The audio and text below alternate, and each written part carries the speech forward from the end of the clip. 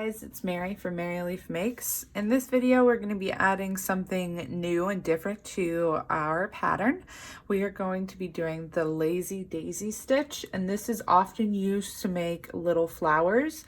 I can't wait to show it to you. It's one of my favorite, and I think it's pretty versatile, so let's get started. Okay, so first I just want to show you generally how to do this stitch.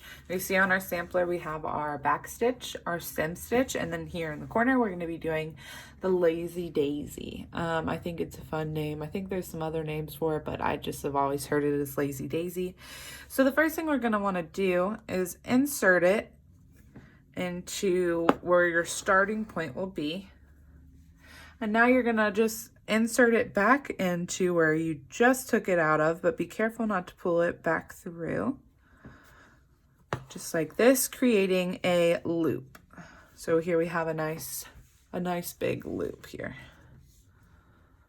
as you can see. So next what we're going to do is go a good bit further, just depending on how big you want the stitch to be. I have traced out pretty big up here. I don't know if you guys can see my markings. And so I'm just going to insert it back up through here and make sure you don't get stuck on the hardware. And now we're going to pull this tight, and eventually the loop will get stuck on the stitch you just pulled through. So here you have the loop and the part where we just pulled through. And now we're going to take this is the most important part. We're going to take our needle and we're going to push it back through the fabric on the other side of the loop. You can pretty much do it in the same hole as where you just came out of, but make sure that you're getting around the piece of thread, the loop. And there you go. That is the Lazy Daisy. It's as simple as that, but it makes a really cool little effect. So I'm going to show you next how to do a little flower, and then we're going to talk about filling in the Lazy Daisy. All right, guys, so now I wanted to show you how to make a simple little flower. This is a thing that I use often in patterns, just because it's so easy and it turns out just so cute. So to make a flower, it's easier if you go ahead and trace it out. We're going to enter up through the middle of the flower and go back down through the middle where we just came out of, making a loop. Insert it back at the top of the petal and pull through until it catches that loop. And then you're going to want to push it through on the other side. I'm trying to make sure you guys can see it good, of that piece. And it's as simple as that, just making a little thing to catch it up on. So now we're going to pull through again. Sometimes it can get a little messy looking. This one's causing me a little bit of problems. Insert it back. Come back to the top. Pull through. Pull back again. My fabric's getting a little loose.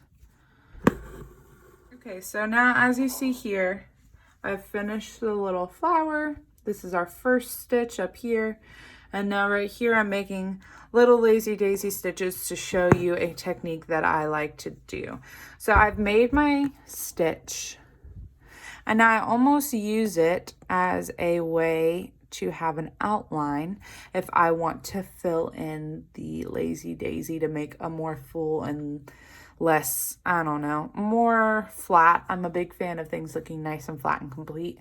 So this is what I do. After I make the Lazy Daisy, I insert it back towards the bottom of the opening space in between.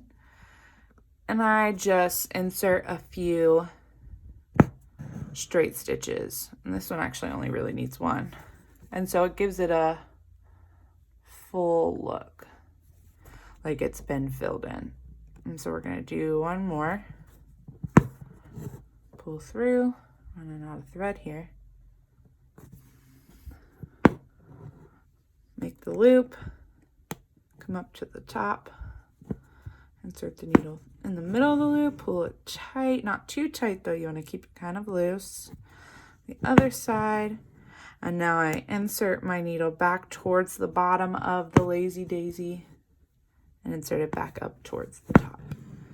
And there you go. That is how you do the lazy daisy to make a flower, petal, leaf, and then how I fill it in to give it that more complete and drawn on look.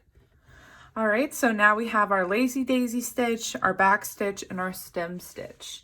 Let me know if you have any more questions. Stay tuned for the next video to see what we add to our sampler next. Thanks for watching.